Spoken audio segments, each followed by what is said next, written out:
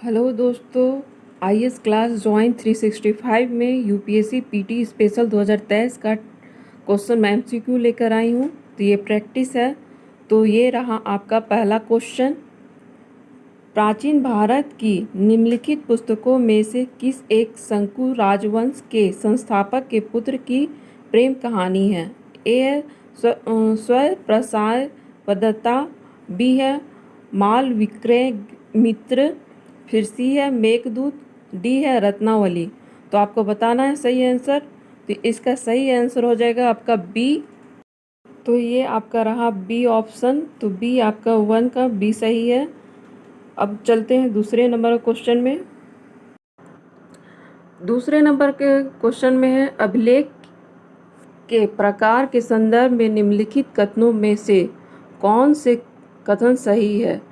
ए, सम्राट अशोक के अभिलेखों की में जनता और अधिकारियों के लिए राज्यादेश जारी किए जाते थे। दूसरा है, बौद्ध, जैन और वैष्णव संप्रदायों के अनुष्ठानों का अभिलेख बनाए थे। तीसरा है, प्रयाग प्रशस्ति राजाओं की गुण और कृतियों की प्रशंसा के अभिलेख का उदाहरण है। तो नीचे दिए गए कूट का सही उपयोग की चुनिए। तो ए का 1 2 है, बी का 2 है, सी का 1 3 है, डी का 1 2 3 है। तब आपको बताना है कि इसका सही आंसर क्या है। तो इसका सही आंसर हो जाएगा आपका डी। थर्ड नंबर का क्वेश्चन है, सूची 1 को सूची 2 से सुमेलित कीजिए तथा सूचियों के नीचे दिए गए कूट से सही उत्तर का चयन कीजिए। तो सूची 1 में लेख है और सूची 2 में पुस्तक का नाम है। तो आपको बताना है कि कौन पुस्तक किसने लिखी है। तो ए में लिखा हुआ है A.L. बोसम। तो पहला क्या है, हिस्ट्री ऑफ एंशिएंट इंडिया, और बी है D.D. कोसिम्बी। तो बी में 2 में है वंडर दैट वाज इंडिया, और सी में है राजेंद्र लाल मित्र। तो थर्ड में है an introduction to the study of India history, और डी में है एलन नीलकंठ शास्त्री। तो इंडो आर्यन है चौथा में। तो आपको सही कूट करके बताना है। तो ए में लिखा हुआ है 1 2 3 4, बी में है 2 3 4 1, और सी में लिखा हुआ है 2 3 1 2, और डी में 2 3 1 4। तो आपको सही आंसर बताना है। तो आपका सही आंसर हो जाएगा बी। तो आपका आंसर है बी। 4 नंबर क्वेश्चन है, भारतीय इतिहास के साहित्यिक स्रोतों के संदर्भ में निम्नलिखित कथनों में से कौन सा कथन सही है? पहला, जातक कथाएं बुद्धकालीन राजनीतिक घटनाओं की जानकारी देता है। दूसरा, कौटिल्य द्वारा रचित अर्थशास्त्र मुख्यतः आर्थिक ग्रंथ है। तीसरा, कालिदास की रचनाओं में गुप्तकालीन उत्तर और मध्य भारत के सामाजिक जीवन की जानकारी मिलती है। तो कूट का प्रयोग कर सही उत्तर चुने। तो ए का 1 2, बी का 2, सी का 1 3, डी का 1 2 3। तो आपको बताना सही आंसर। तो इसका सही आंसर हो जाएगा सी।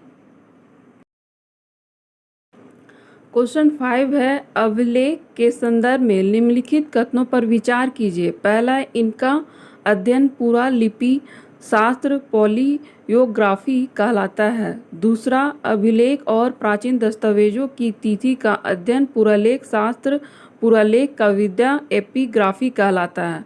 तो उपयुक्त कथनों में से कौन सा सही है? ए का 1, बी का 2, सी का 1 2, और डी का ना तो 1 ना ही 2। तो आपको बताना है इसका सही आंसर।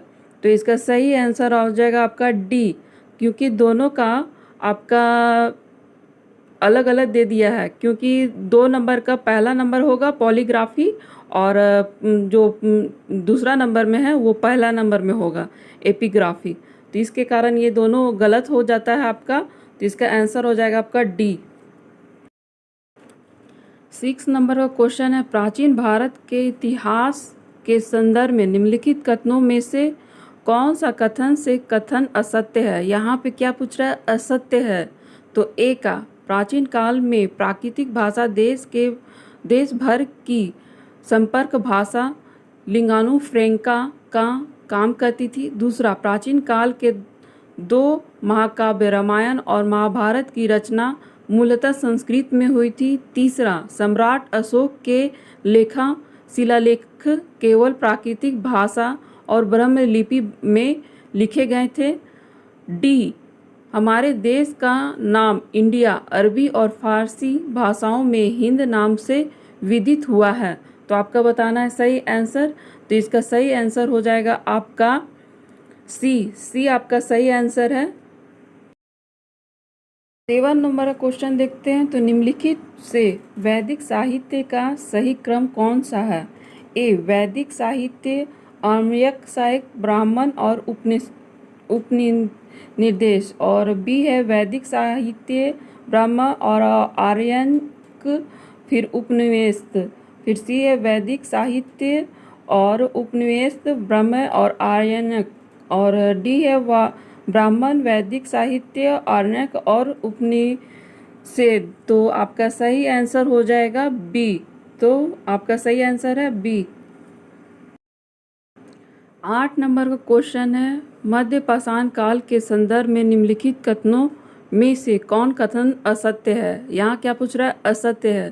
तो ए है, इस युग के लोग पशुपालन करने लगे थे। दूसरा, इस युग में सूक्ष्म पाषाण औजार का प्रयोग होता था। सी है, मध्य पाषाण के अवशेष केवल दक्षिण भारत में गोदावरी नदी के दक्षिण तक फैले हुए थे। डी है, पशुपालन के पश्चिमतम साक्ष्य आदमगढ़ से मिले हैं। तो आपको बताना है सही आंसर। तो इसका सही आंसर हो जाएगा आपका सी।